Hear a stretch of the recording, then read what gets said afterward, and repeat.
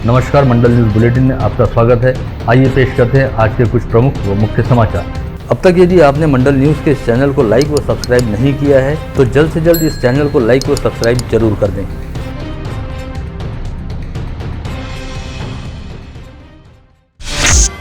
करीब 18 महीने पहले अनुग्रह stock and broking private limited सहित नेशनल स्टॉक एक्सचेंज व इडलवेस कस्टोडियन सर्विसेज सहित विक्रम लिमाई व प्रिया सुब्रमण्यम द्वारा आपसी मिलीभगत के साथ घोटाला करते हुए देश भर के हजारों निवेशकों के 1400 करोड़ रुपए डुबो दिए गए थे, जिसमें अमरावती शहर के भी करीब 40 निवेशकों के लगभग 40 से 50 करोड़ डूब गए थे। इस बारे में अमरावती में रहने वाले ऋषभ सीची व परेश मेहता सहित शहर के कुछ अन्य निवेशकों ने अमरावती शहर पुलिस आयुक्तालय में शिकायत दर्ज कराई थी, लेकिन 18 माह का समय बीत जाने के बावजूद इस मामले में अब तक कोई भी कार्रवाई नहीं हुई है और अमरावती शहर पुलिस द्वारा इस मामले में अब तक किसी के भी खिलाफ कोई अपराध दर्ज नहीं किया गया है, जो अपने आप में बेहद आश्चर्यजनक है। वहीं अब एक और सनसनीखेज जानकारी सामने आई है, जिसके मुताबिक शहर पुलिस आयुक्त कार्यालय को इससे पहले राज्य के तत्कालीन पुलिस महासंचालक यानी डीजीपी संजय पांडे द्वारा इस मामले की जांच को अगले आदेश तक बंद रखने के संदर्भ में बाकायदा एक ऑफिशियल पत्र जारी किया गया था। ऐसे में अमरावती शहर पुलिस द्वारा अपने वरिष्ठ अधिकारी का आदेश प्राप्त रहने की वजह से इस मामले की जांच को ठंडे बस्ते में डाल दिया गया। हालांकि कालांतर में जब संजय पांडे को डीजीपी के पद से मुंबई के पुलिस आयुक्त पद पर ट्रांसफर किया गया और उनके स्थान पर किसी अन्य आईपीएस अधिकारी की डीजीपी के पद पर नियुक्ति की गई,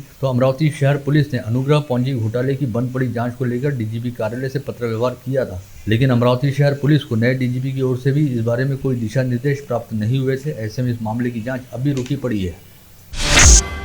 अनुग्रह घोटाले से संबंधित जानकारी के सामने आते ही अमरावती की सांसद नवनीत राणा ने इसे लेकर केंद्रीय गृह मंत्री अमित शाह को एक पत्र लिखते हुए मामले की जांच सीबीआई से कराए जाने की मांग की है। अपने इस पत्र में सांसद नवनीत राणा ने कहा कि जिस तरह से इस मामले में पूर्व पुलिस अधिकारी संजय पांडे की सीबीआई जांच की जा रही है, उसी तरह अमरावती की शहर पुलिस आयुक्त आरती सिंह की भी सीबीआई जांच की जानी चाहिए और इस मामले में सीपी डॉक्टर आरती सिंह की भूमिका को भी जांचा जाना चाहिए।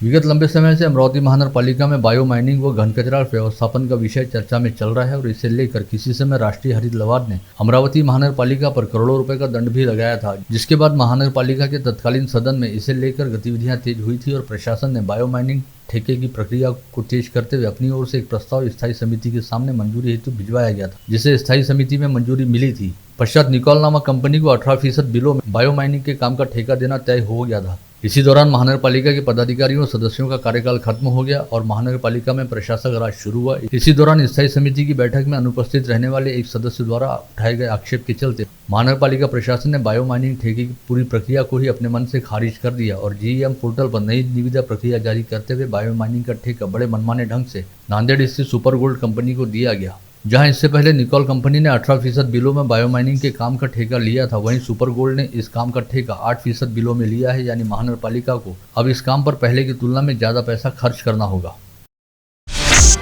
मई 2022 में institute of chartered accountants of India द्वारा राष्ट्रीय स्तर पर ली गई चार्टर्ड अकाउंटेंसी की परीक्षा का परिणाम आज घोषित किया गया। अपने आप में बेहद कठिन मानी जाती इस परीक्षा में मुंबई के मीत अनिल शाह ने प्रथम, जयपुर के अक्षत गोयल ने द्वितीय, सूरत की सृष्टि केयूर भाई संघवी ने तृतीय स्थान हासिल किया। वहीं अमरावती की मीनल शंकरलाल लाहौटी ने चौथा तथा हर्षिल दिलीप केवल रामानी ने 5वां स्थान हासिल करते हुए राष्ट्रीय स्तर पर अपनी सफलता का झंडा गाड़ा है। इसके अलावा अमरावती की ही रिद्धि कलंत्री ने सीए परीक्षा में राष्ट्रीय स्तर पर 43वां रैंक हासिल किया है।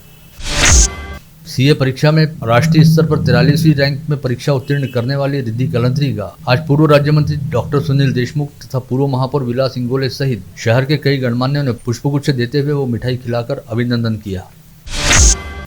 भारतीय जनता पार्टी के अमरावती शहर के पूर्व महामंत्री व पूर्व पार्षद अजय सामदेकर की बेटी शिवानी सामदेकर ने सीए की परीक्षा शानदार अंकों के साथ उत्तीर्ण की है। ऐसे में शिवानी व सामदेकर परिवार का अभिनंदन करने वालों का आज उनके निवास स्थान पर तांता लगा हुआ है।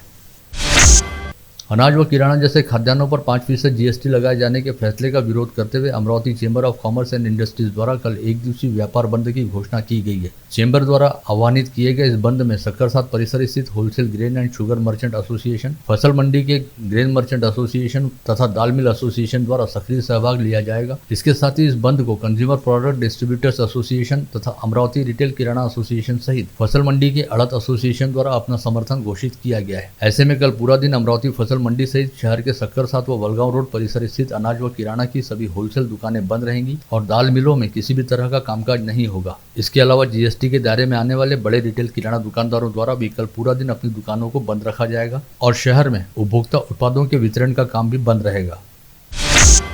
जिले के एकमात्र और सबसे बड़े जल प्रकल्प अपर वर्धा बांध में लगातार हो रही पानी की आवक के चलते बांध में पानी का जल स्तर लगातार ऊंचा उठ रहा है। इस बात के मद्देनजर आज अपर वर्धा बांध के सभी 13 दरवाजों को खोल दिया गया। 9 दरवाजों को 7 सेंटीमीटर व 4 दरवाजों को 40 सेंटीमीटर खोलते हुए प्रति सेकंड 1228 घन मीटर पानी नदी में छोड़ा जा रहा है।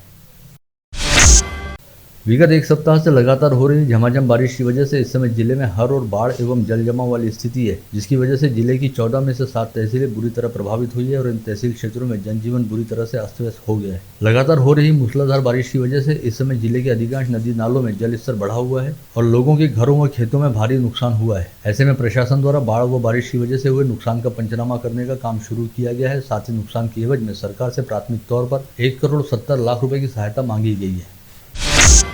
सांसद नवनीत राणा ने गुरुवार को तिवसा तहसील क्षेत्र का दौरा करते हुए तहसील के विभिन्न गांवों का प्रत्यक्ष मुआयना किया और किसानों के खेतों में पहुंचकर बारिश की वजह से हुए खेतों व फसलों की बर्बादी को अपनी आंखों से देखा। साथ ही उन्होंने इस समय किसानों के हुए नुकसान के तुरंत पंचनामे करते हुए किसानों को जल्द से जल्द मुआवजा देने का निर्देश अधिकारियों को जारी किया।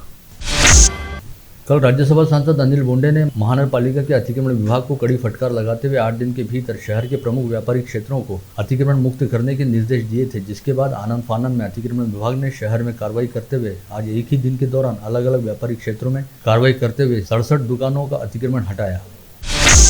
छत्रपति शाहू महाराज संशोधन प्रशिक्षण व मानव विकास संस्था के अमरावती विभागीय कार्यालय के लिए नवसारी स्थित सरकारी जमीन उपलब्ध करवाते हुए नियोजन विभाग को प्रदान की गई है। इस जगह का मुआयना विधायक सुलभा खोड़ के द्वारा गत रोज किया गया। जिले में कोई भी किसान आत्महत्या न करे अतः किसान आत्महत्या रोकने के लिए विशेष प्रयास किए जाएंगे, इस आशय का दावा राज्य की पूर्व मंत्री यशोमती ठाकुर द्वारा किया गया। पूर्व मंत्री यशोमती ठाकुर द्वारा अमरावती के आत्महत्याग्रस्त किसान परिवारों में सानुग्रह अनुदान के चेक का वितरण किया गया। इस समय उन्होंने पीड़ित परिवार के सदस्यों से संवाद साधते हुए उन्हें सांत्वना भी प्रदान की।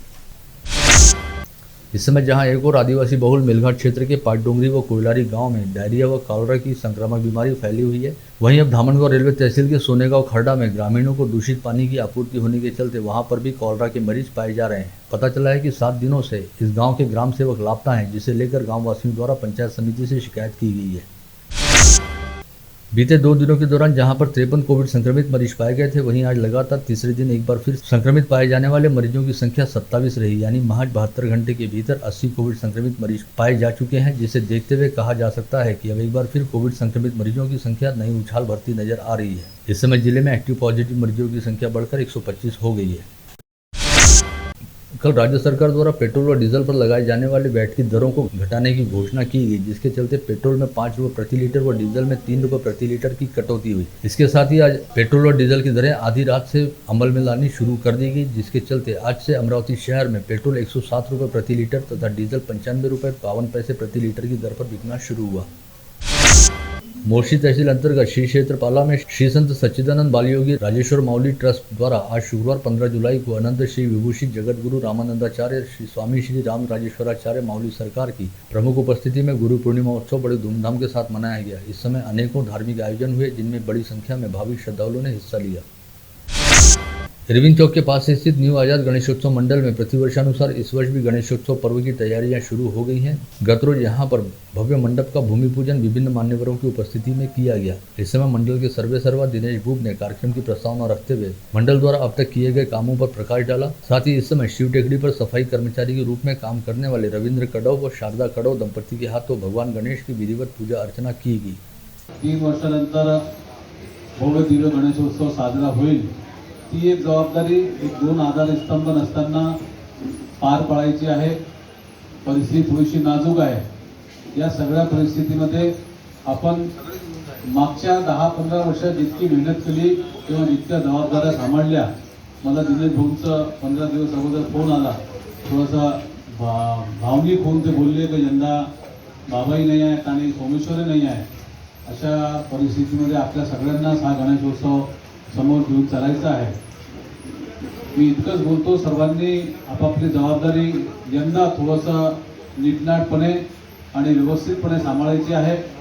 यावेळेस थोडंसं लक्ष देऊन सगळ्यांना निर्णय घेताना कुठेही म्हणजे तुमचं या न्यू आझाद गणेशोत्सव मंडळाचं जे गणपतीचं वैभव आहे ते विदर्भ नाही पूर्ण महाराष्ट्रात नाव आहे की दिनेश भूप यांचं नियोजन हे सगळं व्यवस्थित आणि पाहण्यासारखं लोक 5-6 जिल्ह्यातून या गणपती विसर्जनासाठी किंवा दर्शनासाठी येतात. ज्या प्रकारे आपल्या या मंडळाचं नाव आहे तसं आपल्याला याचं नियोजन व्यवस्थित करणं अति आवश्यक आहे. आणि त्या निमित्तानं लोकांमध्ये ही चर्चा असते की न्यू आझाद गणेशोत्सव मंडळाची विसर्जनाची मिरवणूक ही सगळेजण गाव आपलं जनता गावातली बघायला येते. इथं उत्सव साजरा करणं फार कठीण नाही. म्हणजे लालबागच्या राजाचा अमरावतीच्या राजाचा उत्सव दरवर्षी साजरा होतो. 12ही महिने हा मंडप असाच असतो. आपण निलेशपूरच्या आश्रमाकडे चाललो आहे.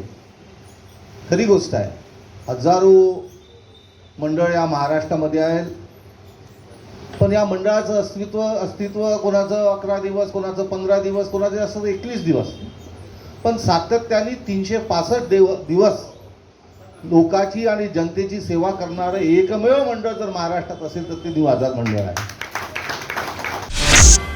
श्री हनुमान व्यायाम प्रसारक मंडल में गुरु पूर्णिमा के अवसर पर जिला स्तरीय कुमार कुश्ती प्रतियोगिता का आयोजन किया गया, जिसके उपरांत पुरस्कार वितरण समारोह भी भव्य दिव्य स्वरूप में आयोजित किया गया. जिले के कुमार पहलवानों ने इस प्रतियोगिता में हिस्सा लिया और अपने अद्भुत बाहुबल द्वारा गुरु पूर्णिमा का उत्सव मनाया. 11 से 17 अगस्त तक सभी आज़ादी का अमृत महोत्सव मनाने हेतु हर घर तिरंगा उपक्रम चलाया जा रहा है, जिसके तहत आगामी 11 से 17 अगस्त तक सभी घरों, कार्यालयों व आस्थापनाओं पर राष्ट्रध्वज फहराने के लिए अधिक से अधिक संस्थाओं व संगठनों का सहकार्य प्राप्त किया जाए और अधिक से अधिक लोगों को हर घर तिरंगा उपक्रम में शामिल किया जाए. इस आशय का निर्देश जिलाधीश पवनीत कौर द्वारा दिया गया. हर घर तिरंगा उपक्रम को लेकर जिलाधीश कार्यालय में एक नियोजन बैठक का आयोजन किया गया था. महानगर शालिकाओं में भी अब दिनों दिन शिक्षा की गुणवत्ता में सुधार हो रहा है. पहले अंग्रेजी माध्यम की कक्षाएं शुरू की गई, उसके बाद नर्सरी से KG 2 तक के भी क्लासेस शुरू हुए और अब पहली बार मनपा शालाओं में 20 शारीरिक शिक्षकों की नियुक्ति की जाएगी, जिसके कारण मनपा शाला के छात्रों को तंत्र शुद्ध रूप से सभी प्रकार के व्यायाम, योगासन, मैदानी व इंडोर खेलों की शिक्षा व प्रशिक्षण की सुविधा उपलब्ध होगी. श्री शिवाजी विज्ञान महाविद्यालय का चौथा पदवीदान समारोह आगामी 19 जुलाई की सुबह 10:30 बजे आयोजित किया गया है. कॉलेज के सर CV रमन हॉल में आयोजित इस समारोह में महाविद्यालय के सभी छात्र छात्राओं को उनकी डिग्री प्रमाण पत्र व पदकों के साथ सम्मानित किया जाएगा. अमरावती जिला परिषद शिक्षक सहकारी बैंक के अध्यक्ष व उपाध्यक्ष पद के चुनाव में लगातार दूसरी बार प्रगति पैनल ने अपना वर्चस्व सिद्ध किया, जिसके पश्चात प्रगति पैनल के गोकुलदास राउत ने अध्यक्ष व राजेश गाड़े ने उपाध्यक्ष पद का चुनाव जीता. शहर के 31 भाविक श्रद्धालुओं का जत्था आज अमरावती से अमरनाथ यात्रा के लिए रवाना हुआ. मसानगंज परिसर स्थित बजरंग टेकड़ी परिसर के पातालेश्वर भोले बाबा व हनुमान जी की मूर्ति करते हुए यह जत्था रवि साहू के मार्गदर्शन में अमरनाथ यात्रा के लिए रवाना हुआ है.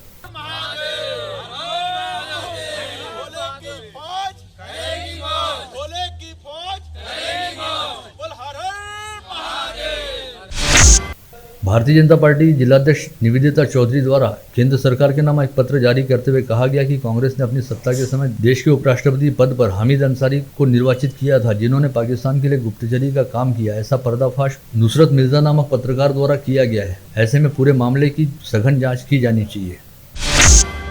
हाल ही में बलगांव के पास सावरखेड़ गांव में बाढ़ आने की वजह से कई घर परिवार विस्थापित हो गए. ऐसे में उन्हें मदद का हाथ देने हेतु खाद्य पेय विक्रेता मंडल सक्रिय हुआ और करीब 50 परिवारों के लिए अनाज व किराना लेकर उन्हें उपलब्ध कराया गया. इस कार्य हेतु संस्था के अध्यक्ष रविंद्र सिंह सलूजा व सचिव चंद्रकांत पोपट सहित सभी सदस्यों ने मेहनत की. अमरावती के उमेश कोल्हे हत्याकांड तथा उदयपुर के कन्हैयालाल हत्याकांड के खिलाफ शक्ति फाउंडेशन नामक संस्था द्वारा आज परतवाड़ा व अचलपुर में देश के प्रधानमंत्री व राष्ट्रपति के नाम पोस्टकार्ड प्रेषित करने को लेकर आंदोलन की घोषणा की गई. हालांकि इस आंदोलन की रोकथाम के लिए तहसील प्रशासन व पुलिस ने कड़े व व्यापक इंतजाम कर रखे थे और शहर में जमावबंदी लागू की गई थी. पहले यह आंदोलन जयस्तंभ चौक पर किया जाना था. ऐसे में जयस्तंभ चौक पर कड़ा पुलिस बंदोबस्त लगाया गया था. वहीं शक्ति फाउंडेशन के अध्यक्ष प्रमोद सिंह गडरेल ने जुड़वा शहर के नागरिकों से अपने घर में ही रहकर इस घटना का विरोध करने का आह्वान किया और खुद महज 6 कार्यकर्ताओं के साथ जयस्तंभ चौक पहुंचकर दोनों हत्याकांडों का निषेध करना शुरू किया, जिसके बाद पुलिस ने प्रदर्शनकारियों को डिटेन कर लिया. बुल्ढाना से मोताला की ओर जाने वाला ट्रक राजूर घाटी में पलटी खा गया, जिसके कारण ट्रक चालक केबिन में फंस गया था, जिसे कड़ी मेहनत के बाद बाहर निकालते हुए इलाज के लिए अस्पताल रवाना किया गया. वहीं इसी घटना में ट्रक के पलटी खाते समय मोताला से बुल्ढाना की ओर कार में सवार व्यक्ति बाल बाल बच गए. मोर्शी में कल 14 जुलाई को सुबह 6 बजे मॉर्निंग वॉक के लिए निकली एक महिला को तेज गति से आ रहे पिकअप वाहन ने जोरदार टक्कर मारी, जिसकी वजह से 42 वर्षीय महिला की मौके पर ही मौत हो गई. बालापुर तहसील के निंबा फाटे पर मोटरसाइकिल दुर्घटनाग्रस्त होने के कारण पति पत्नी और 2 वर्ष का बच्चा सड़क पर गिरकर बुरी तरह घायल हो गए। घायल अवस्था में भी तड़पती हुई मां अपने बच्चों को बचाने का प्रयास कर रही थी। यह दृश्य देखकर उपस्थितों का दिल दहल गया। सभी घायलों को तुरंत अस्पताल में भर्ती कराया गया, लेकिन अस्पताल में उस महिला की मौत हो गई। काटोल स्थित नबीरा महाविद्यालय में अर्थशास्त्र के प्राध्यापक विनोद बागवाले ने खड़का के पास नागपुर अमरावती मार्ग स्थित वर्धा नदी के पुल से आने जाने वालों को आवाज देते हुए नदी में छलांग लगाकर आत्महत्या कर ली। प्राध्यापक बागवाले द्वारा आत्महत्या किए जाने की वजह फिलहाल समझ में नहीं आई है। खास बात यह है कि 4 दिन बाद प्राध्यापक बागवाले का अमरावती निवासी युवती के साथ विवाह होने वाला था। बडनेरा पुलिस थाना क्षेत्र के शिवाजी पोटर चाल नई बस्ती में शेख राजिक शेख खालिक नामक 30 वर्षीय युवक ने अपने घर की छत की बल्ली के सहारे दुपट्टे को बांधकर खुद को फांसी लगा ली। सूचना मिलते ही बडनेरा पुलिस ने मौके पर पहुंचकर पंचनामा किया और लाश को पोस्टमार्टम के लिए रवाना किया। अमरावती के सातुर्ना निवासी नितिन मोहन ने दिल्ली के कमल प्लेसमेंट सर्विस नामक एजेंसी की वेबसाइट पर रसोई की जानकारी हासिल की थी और इसके लिए ऑनलाइन रुपए भी भेजे, मगर उनके साथ धोखाधड़ी की गई, जिसे लेकर मोहन ने राजापेट पुलिस थाने में शिकायत दर्ज कराई। नौकरी का प्रलोभन देकर 2 युवतियों को करीब 15 लाख रुपए का चूना लगाने वाले जामनकर नगर निवासी विलास मेड़के के खिलाफ अवधूतवाड़ी पुलिस थाने में अपराध दर्ज किया गया। परतवाड़ा थाना क्षेत्र के कांडली स्थित दत्त मंदिर में दानपेटी फोड़कर चोरी करने की घटना उजागर हुई। कांडली निवासी सागर महल्ले की शिकायत पर परतवाड़ा पुलिस मामले की जांच कर रही है। कोतवाली पुलिस थाना क्षेत्र के जवाहर गेट परिसर स्थित रामकिशन रामगोपाल नामक बैग स्पेयर पार्ट की दुकान में चोरी की घटना उजागर हुई। इसे लेकर कपिल चौबे द्वारा दी गई शिकायत के आधार पर कोतवाली पुलिस मामले की जांच कर रही है। अमरावती बस स्टैंड पर वरुड़ की बस में बैठते समय त्रिशूल शिवारे नामक व्यक्ति की जेब में रखे पाउच से नगद रुपए व गहने सहित 1,54,000 रुपए का माल किसी अज्ञात व्यक्ति ने चुरा लिया। टाकली गिलवा निवासी अक्षय गिलवे ने फ्रेजरपुरा पुलिस थाने में दी शिकायत में बताया कि सुंदरलाल चौक के पास त्रिकोणी बगीचा रोड पर उनका पोकलैंड खड़ा था और उनके ही पोकलैंड चालक ने पोकलैंड से 4 लाख रुपए कीमत का ब्रेकर चुरा लिया और भाग गया।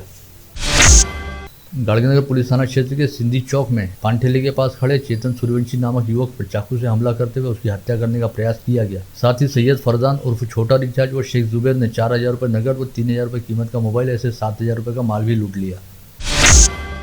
राजापेट पुलिस थाना क्षेत्र के सातुर्ना परिसर में पुलिस आयुक्त के विशेष दल ने छापा मारकर पार्वतीनगर परिसर निवासी सागर गुल्हाने को अलग अलग कंपनी की विदेशी शराब अवैध तरीके से ले जाते हुए पकड़ा।